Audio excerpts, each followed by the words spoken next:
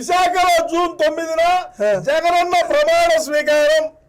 ఎట్టా ఓడిపోయిన వాళ్ళు కూడా ప్రమాణ స్వీకారం అంటే జగన్ అనే నేను 20 సీట్లతోనే గెలిచాను కాబట్టి ఓడిపోయినప్పటికీ కూడా నేను అనుకునేశాను కాబట్టి ఎవడు ఆ 3 నుంచి వచ్చినాయి మళ్ళీ కాట్పాడే తిరువల్లూరు అస్సాం ఇంట్లో కూడా గెలుస్తారా మీరు? కాట్పాడి ఖచ్చితంగా గెలుస్తాం, తిరువల్లూరు ఖచ్చితంగా, అస్సాం ఖచ్చితంగా.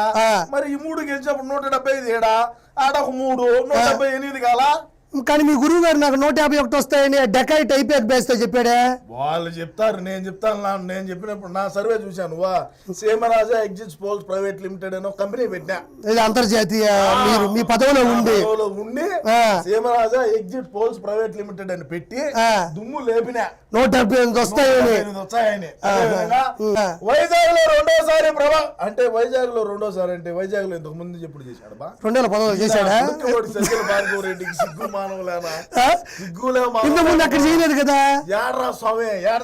అంటే ఏం లేదనా ఈ వైజాగ్ వాళ్ళు హిప్నోటిజం చేయడం అంటే జగన్మోహన్ రెడ్డి ఎక్కడ గెలిచినా మన వైజాగ్ కి ప్రాధాన్యత ఇస్తాడు.